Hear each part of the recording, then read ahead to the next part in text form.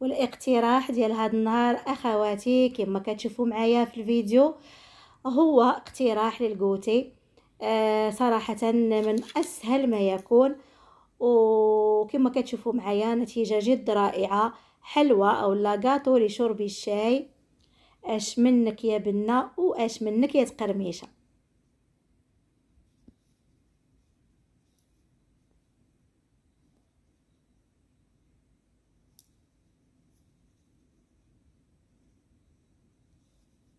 وقبل ما نبداو اخواتي في تحضير الوصفه ديال هذا النهار، ما تنساوش تصليو على النبي، اللهم صل وسلم وبارك على سيدنا محمد وعلى اله وصحبه اجمعين.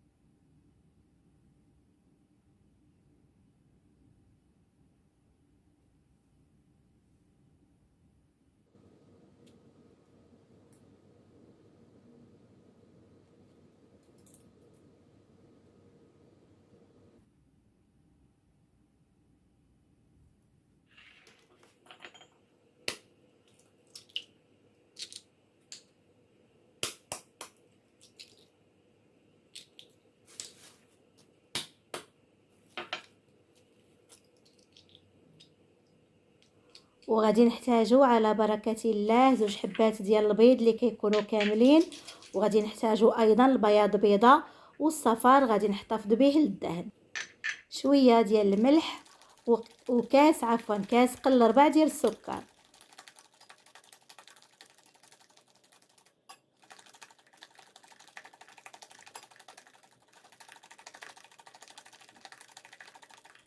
من بعد ما خلطت البيض كما كتشوفوا معايا مزيان مع السكر، غادي نضيف كاس ديال الزيت وغادي نعاود نخلط مزيان حتى تنسجم الزيت مع باقي المكونات باش ما يجيكمش الكاطو مزيت.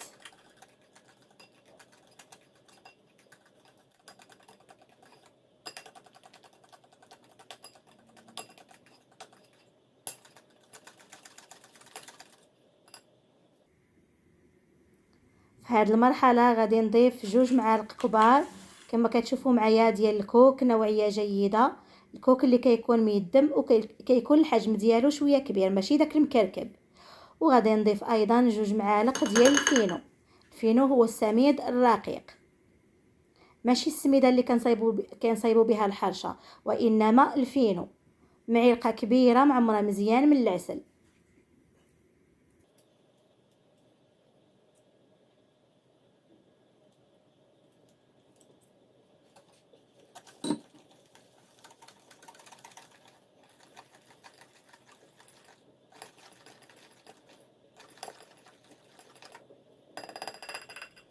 من بعد ما خلطت المكونات غادي تجي المرحله ديال الدقيق، نوعيه جيده واكيد راني غربلته من قبل.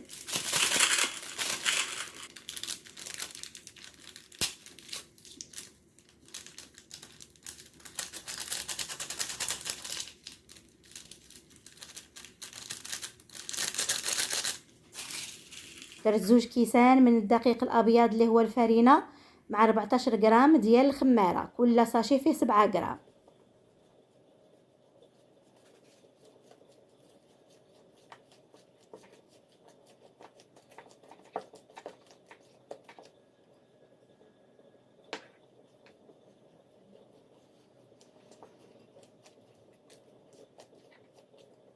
وهنا كنكون ضفت 3 ديال الكيسان كما شفتوا معايا، قسمتهم على 2، درت النصف الاول وهذا النصف الثاني. هنا كنكون وصلنا للمجموع اللي هو 3 ديال الكيسان.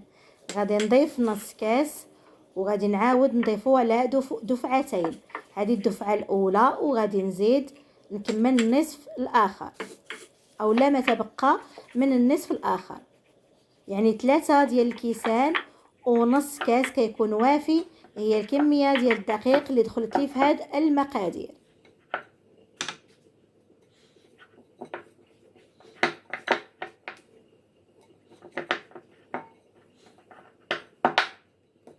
والقوام كيكون هذا هو اخواتي، كيكون باقي كيتلصق في اليدين شي شويه.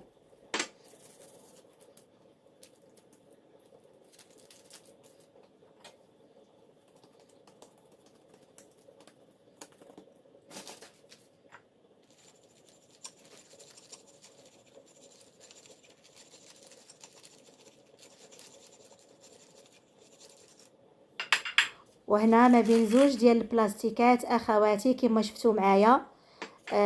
كندير شويه ديال الدقيق في البلاستيك في الاول، من بعد كنحط العجينه وكندير فوقها يعني البلاستيك وكنسرح بالدلاك، ومن بعد كندير شويه ديال الدقيق صافي. ومن بعد كنجيب هذا الكاس هذا اللي كيكون شويه كبير في الحجم ديالو، وغادي نبدا كندير كما كتشوفوا معايا اولا كنرشم على شكل هلال.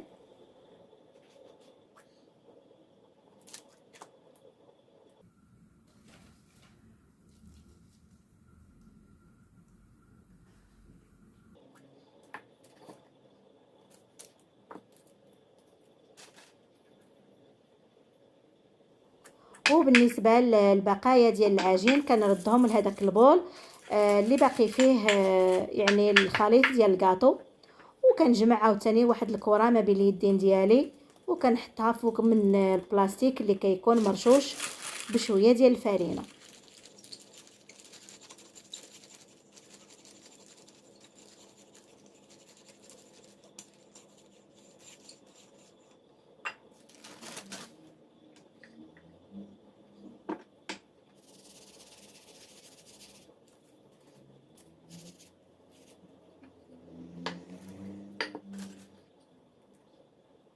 ضروري اخواتي ما ديروا شويه ديال الفرينه في البلاستيك عاد تسرحوا العجينه لانها خفيفه. من بعد عاوتاني من بعد ما تسرحوها كديروا عاوتاني واحد شويه ديال الفرينه على السطح، كتسرحوها هكذا باليدين ديالكم يعني الفرينه ما خصهاش تبان صافي. ونبدا كنشكل بالكاس.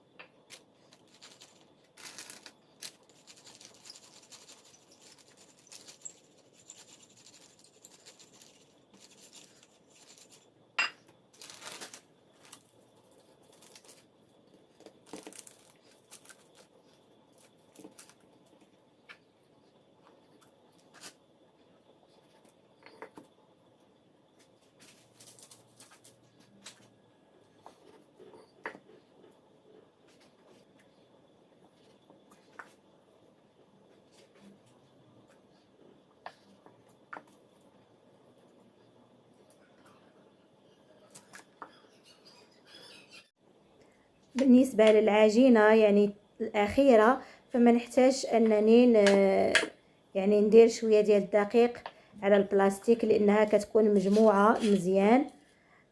صافي هنايا في الاخير كما كتشوفوا معايا غادي نضيف قطرات من الخل الصفار البيض اللي كنت حطاه في الطبيخ مع قطرات من الحليب. هنا غادي نضيف واحد الاضافه باش يعطيني واحد اللون زوين للكاطو. كما كتشوفوا معايا القليل جدا من النسكافيه اولا حبيبات قليله من النسكافيه. هذا هو الخليط باش غادي ندهن السطح ديال الحلوه.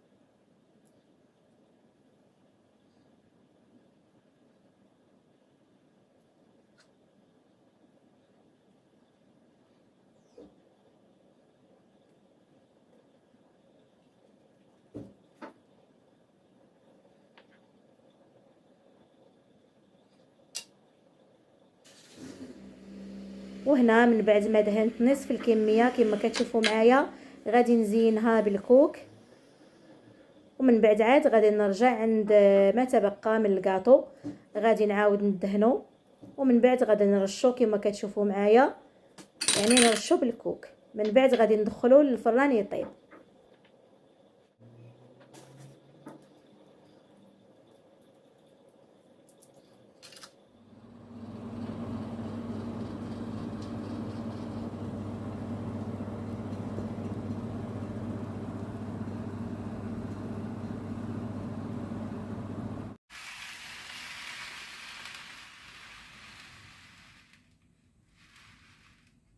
هنا من بعد ما جبدته مباشرة من الفران اخواتي كيجينا على هذا الشكل هذا، كيجي محمر، كيجي مقرمش من على برا ورطب، وايضا في نفس الوقت مقرمش من الداخل، يعني مزيج ما بين الرطوبيه وما بين القرمشه.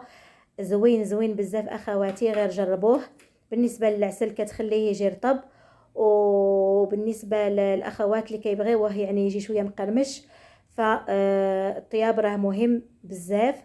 غادي تشعلوا له الفران على 170 درجه غير 2 دقائق فقط.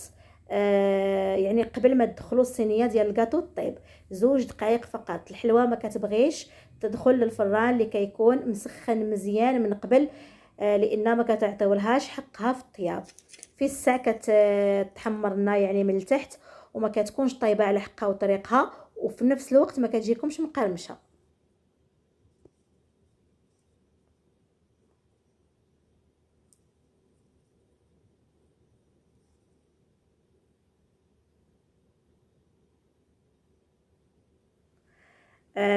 الفران كان مشعول غير من التحت على 170 درجه. سخنت الفران 2 دقائق قبل ما ندخل الصينيه ديال الحلوه اولا ديال الكاطو الطيب، تقريبا من 10 حتى 12 دقيقه، وكيكون طاب يعني من التحت وايضا يعني تحمر من الفوق.